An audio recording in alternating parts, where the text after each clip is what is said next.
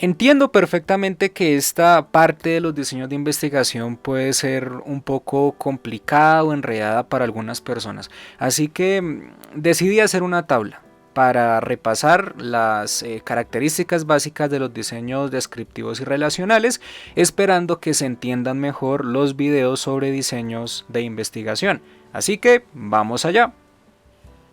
Los diseños de investigación pueden denominarse o categorizarse en diseños descriptivos o diseños relacionales.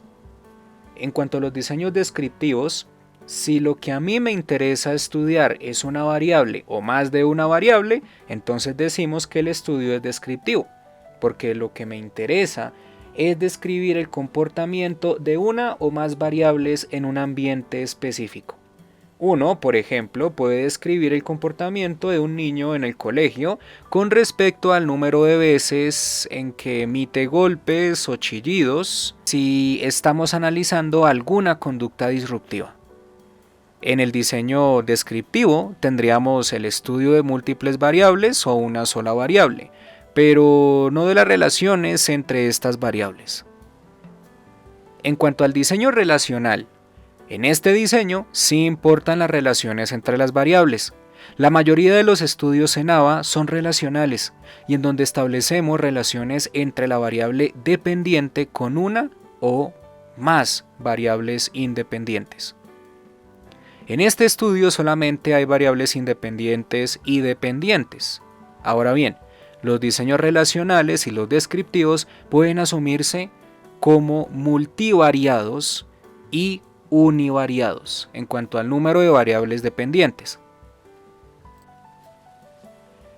Conocemos a los diseños multivariados cuando en un estudio existe más de una variable dependiente, mientras que los univariados es cuando en un estudio solamente existe o hay una sola variable dependiente. En cuanto a la variable independiente, en los diseños relacionales solo hay variables independientes y pueden ser unifactoriales, univariados o factoriales. Si en un diseño relacional solamente tenemos una sola variable independiente, el diseño se denomina univariado unifactorial. Si la relación se compone de más de una variable independiente, entonces se denomina el diseño un diseño relacional factorial. En cuanto al número de valores de las variables independientes, los diseños pueden ser de dos tipos: bicondicionales y multicondicionales. Estos son los casos en los que solo hay una variable independiente involucrada con dos valores o más de dos valores. Cuando el diseño tiene una variable independiente y esta tiene dos valores, se le conoce como bicondicional. Por ejemplo, cuando se quiere analizar la diferencia entre hombres y mujeres, la variable género tendría dos valores. Cuando tenemos una variable independiente con más de dos valores, se le conoce como un diseño multicondicional.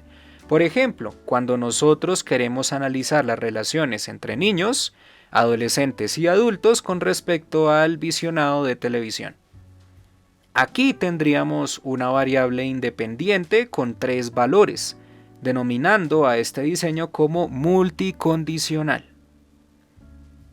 Nosotros podemos tener diseños factoriales con variables independientes con diferentes valores. En estos casos decimos que los diseños pueden ser un A por B o A por B por C. Este tipo de diseño se muestra como el producto del número de valores que tenga cada variable. Es decir, si nosotros tenemos un diseño A por B, significaría que tendríamos dos variables independientes y el número que representa la variable A haría referencia al número de valores que tiene la variable A. Y el número que representa la variable B haría referencia al número de valores que tiene la variable B. Si a mí me interesa analizar o estudiar la edad y el género, la edad tendría tres valores y el género tendría dos valores. En el caso del ejemplo de los niños, adolescentes y adultos, esto nos llevaría a concluir que este diseño sería un diseño 2 por 3. Los diseños factoriales también poseen dos distinciones: diseños factoriales completos y diseños factoriales anidados. En los diseños factoriales completos tenemos los datos completos y necesarios para una investigación, mientras que en los diseños factoriales anidados tenemos los datos incompletos, sea porque estos datos se han perdido o porque no se tomaron adecuadamente o simplemente no son lo suficientes para una investigación. En cuanto a los diseños y las estrategias de control, nosotros podemos clasificar tres tipos de diseños en cuanto a estrategias de control. Tenemos los diseños descriptivos relacionales transversales, tenemos los diseños descriptivos relacionales longitudinales y tenemos los diseños descriptivos relacionales mixtos. Un diseño es transversal cuando no todos los sujetos pasan por todas las condiciones experimentales. Un diseño es longitudinal cuando todos los sujetos pasan por todas las condiciones experimentales. Mientras que un diseño es mixto cuando tenemos un diseño factorial con más de una variable independiente y la estrategia de control puede ser transversal o longitudinal. Un ejemplo de diseño transversal podría ser que queremos estudiar si los materiales didácticos afectan el rendimiento académico de los estudiantes. Tenemos tres grupos de estudiantes. El grupo 1, el grupo 2 y el grupo 3 harían referencia a las variables dependientes de nuestra investigación, mientras que las variables independientes serían las siguientes. Para el grupo 1 vamos a evaluar qué tal es el rendimiento académico de los estudiantes con respecto a el estudio con diapositivas. Las diapositivas serían consideradas la variable independiente 1. Para el grupo 2 vamos a ver el estudio con manuales. Y en el grupo número 3 vamos a ver el rendimiento académico a través del estudio con ejercicios interactivos. Tenemos las respectivas variables dependientes con las respectivas variables independientes. Aquí vamos a ver el rendimiento académico. ¿Cuándo hablamos aquí de un diseño transversal? Cuando hablamos de que si cada condición diferente de cada valor de la variable independiente es asignado a un grupo diferente de sujetos, es transversal, porque no todos los sujetos pasan por todas las condiciones experimentales, sino que por cada condición de la variable independiente tenemos un grupo diferente de sujetos. De esta manera podemos decir que tenemos tanto grupos de sujetos como valores que tenga la variable independiente. Esto es lo que caracteriza fundamentalmente a los grupos transversales. Para la identificación de los grupos transversales no es bueno identificar grupos de sujetos con diseño transversal, porque los grupos de sujeto también se establecen para controlar el orden de aparición de las diferentes condiciones en los diseños longitudinales. Ahora bien, la pregunta clave que se debe hacer para identificar un diseño transversal es si el sujeto pasa por las condiciones de la variable independiente o no pasa por estas condiciones, entendiendo por condición el valor de cada variable independiente. Los diseños transversales se caracterizan por ser diseños de medida única y tenemos un dato de variable dependiente por sujeto. Es decir, si estamos en el grupo 1 y en el grupo 1 está el sujeto 1 que es María, María será expuesta a una sola condición de la variable independiente y solamente tendríamos una sola medida de la variable dependiente que en este caso es una medida de rendimiento. En cuanto al diseño longitudinal, este diseño también es denominado intrasujeto. En estos diseños solamente tendremos un grupo de sujetos que pasarán por diferentes condiciones de la variable independiente. Aquí se tienen diferentes momentos y en cada momento se expone una condición o valor de la variable independiente.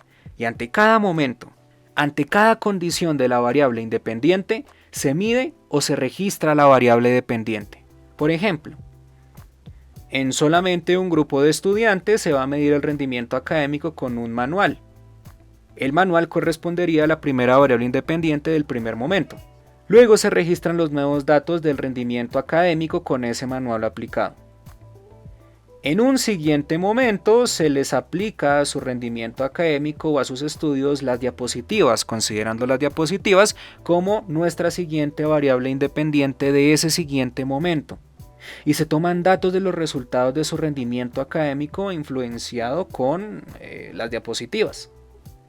Tenemos una nueva medida de rendimiento en este caso. En un último momento se le aplican los ejercicios interactivos, asumiendo los ejercicios interactivos como la tercera variable independiente, y se recogen los datos de su rendimiento académico después de aplicados los ejercicios interactivos. La pregunta fundamental para identificar y diferenciar los diseños longitudinales es, ¿todos los sujetos pasan por las mismas condiciones? Si todos los sujetos pasan por las mismas condiciones de la variable independiente, entonces estamos hablando de un diseño longitudinal. Ahora bien, sucede que en ocasiones no solo tenemos más de un dato por sujeto, sino que tenemos más de un dato por sujeto en cada momento. Aquí podemos afirmar que estamos ante un diseño de series temporales. Tenemos más de un dato por sujeto en cada condición. Si solo tendríamos un dato por sujeto de cada condición experimental, estamos ante un diseño de medidas repetidas. ¿Cómo diferenciar un diseño de medidas repetidas y uno de series temporales? Mediante la pregunta, ¿cuántos datos por sujeto tengo en cada momento, en cada condición experimental? Si tengo un solo dato, sería un diseño de medidas repetidas. Si tengo más de un dato por sujeto en cada condición, estaríamos ante un diseño de series temporales. Ahora pasaremos a los diseños mixtos. En los diseños mixtos teníamos más de una variable independiente y que algunas de las variables eran transversales y que otras variables independientes eran longitudinales. Las variables transversales aportan cuantos grupos, tantos como valores o combinaciones de valores de la variable independiente, mientras que la variable longitudinal aporta momentos, tantos como valores o combinaciones de variables independientes. Y vamos a finalizar este video con el siguiente resumen. Si tenemos un dato por sujeto, entonces sería un diseño transversal de medida única. Si tenemos más de un dato por sujeto, entonces sería longitudinal. Si ante cada valor de la variable independiente solo tenemos un dato, entonces estamos ante un diseño de medidas repetidas. Si ante cada valor de la variable independiente tenemos más de un dato, entonces estamos hablando de un diseño de series de tiempo. Cuando estamos ante un diseño, identificamos las variables, identificamos los valores y si aporta grupos o momentos. Y este ha sido nuestro resumen a través de esta tabla para que estos diseños queden absolutamente claros.